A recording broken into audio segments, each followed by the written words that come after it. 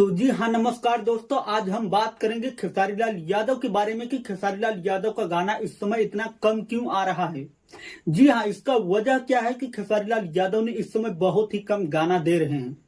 तो चलिए मैं इस मुद्दे पर बात करता हूं। तो मैं आपको बता दूं कि आज से कुछ साल पहले खेसारी लाल यादव ने एक कंपनी पर कुछ अपना गाना दिया करते थे। उस कंपनी का नाम था ग्लोबल म्यूजिक जंक्शन और उस कंपनी के मालिक का नाम था राजकुमार। जी हाँ, राजकुमार और खेसारी लाल यादव से काफी पटता था। इसके वजह से खेसारी लाल यादव ने अपना कुछ गाना उस कंपनी पर दे दिया करते थे। लेकिन एक दिन होता है यूं कि खेसारी लाल यादव को उस कंपनी के मालिक राजकुमार ने कहते हैं कि खेसारी भाई, मैं आपको 5 करोड़ रुपए दूंगा, उसके बदले में आप हमें 200 गाना बनाकर दे दीजिएगा। तो खेसारी लाल यादव ने कहा चलिए ठीक है, मैं आपको 200 गाना बना दूंगा, आप मुझे 5 करोड़ रुपए दे दीजिएगा।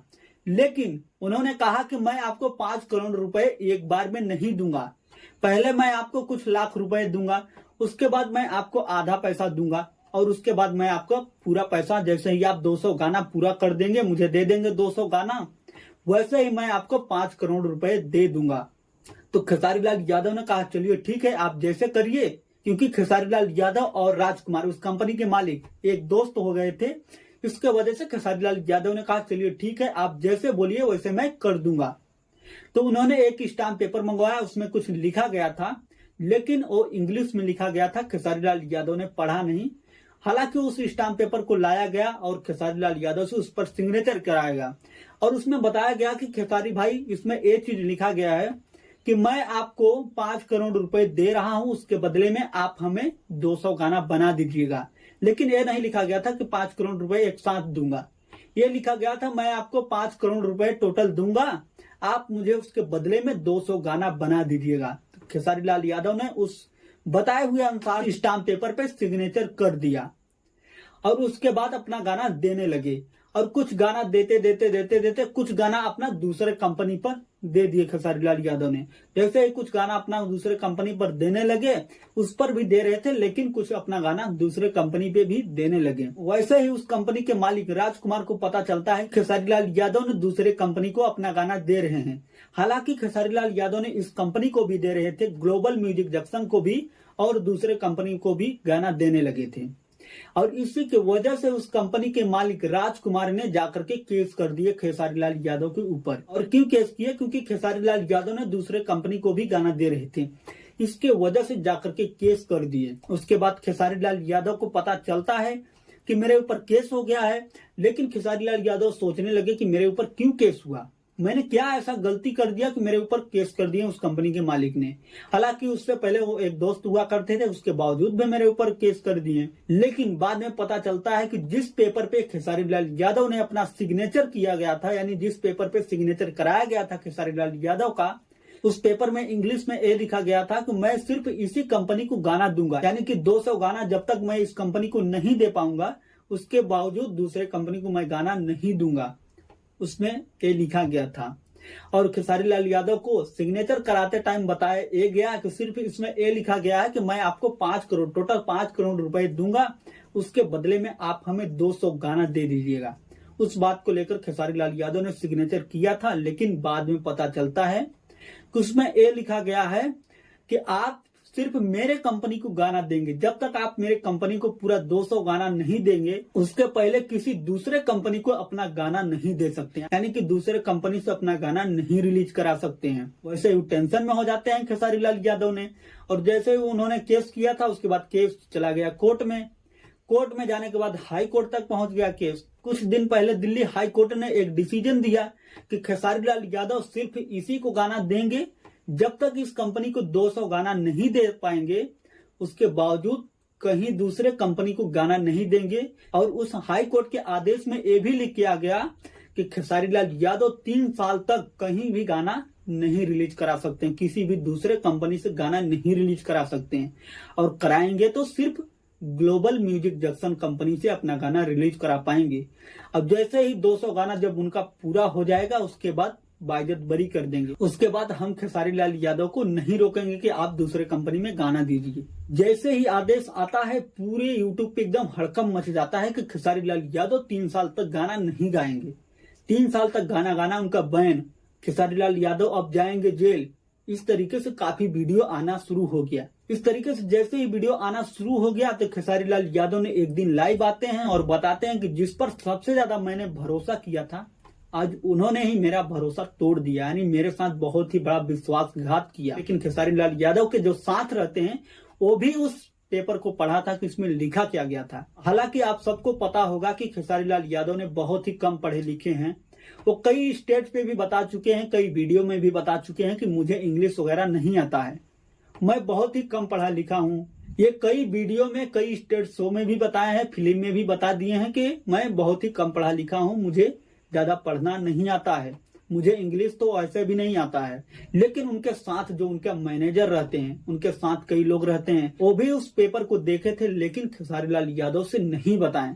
इतना बड़ा खेसारी लाल यादव के साथ विश्वासघात किया गया। जी हाँ दोस्तों, इससे आप लोगों को भी एक सबक सीखने को मिलता है कि आप किसी पर भी भरोसा मत करिएगा, नहीं किसी दिन इसी तरीके से आपको भी बजा देंगे। तो क्या हुआ, खेसारी लाल यादव ने उस दिन लाइव में काफी कुछ बोला और सब अपना बताया कि ऐसे ऐसे मेरे साथ हुआ था। और उसके बाद YouTube पे इस समय काफी तेजी से वायरल हो रहा है कि खेसारी लाल यादव किसी दूसरे कंपनी को गाना नहीं दे पाएंगे और फिलहाल खेसारी लाल यादव 3 साल तक गाना भी नहीं गा सकते हैं। खेसारी लाल यादव को 3 साल तक गाना गाना बंद कर दिया गया है और अगर खेसारी लाल यादव 3 साल के अंदर अगर गाना गाएंगे और किसी दूसरे कंपनी से अपना गाना रिलीज कराएंगे तो वो सीधे जेल चले जाएंगे। लेकिन कहते हैं कि अगर जिसके साथ गलत करोगे तो ऊपर वाला भी देख रहा है, ऊपर वाला भी आपके साथ गलत कर देगा। जी हाँ, जिस तरीके से ग्लोबल म्यूजिक जंक्शन कंपनी के मालिक राजकुमार ने खेसारी लाल यादव से विश्वासघात करके सिग्नेचर करवाया अपने स्टाम्प पेपर पे, उसी तरीके से एक दिन उनके साथ भी हो गया। उनके साथ क्या हुआ तो चलिए मैं इस बारे में भी बता देता हूं कि उनके साथ क्या हो गया ऐसा। तो आपको बता दूं कि ग्लोबल म्यूजिक जंक्शन कंपनी के मालिक राजकुमार अपने कंपनी में काम कर रहे थे, यानी अपने ऑफिस में बैठ करके काम कर रहे थे। उनके मोबाइल पर एक फोन आता है कि आप कहाँ हो, तो बताते हैं मैं अपने कंपनी में अपने ऑफिस में बैठ करके काम कर रहा हूँ। और ऐसे ही कह करके उसके बाद फोन कट हो जाता है और इसके 10-15 मिनट बाद यानी कि वो तीसरे फ्लोर पर रहते थे, यानी कि राजकुमार तीसरे फ्लोर पर रहते हैं। उस कंपनी के लिए जो भी काम करते हैं, जो भी स्टाफ रहते हैं, फर्स्ट या सेकंड फ्लोर पे वो लोग काम करते हैं और थर्ड फ्लोर पे उनका ऑफिस था राजकुमार का।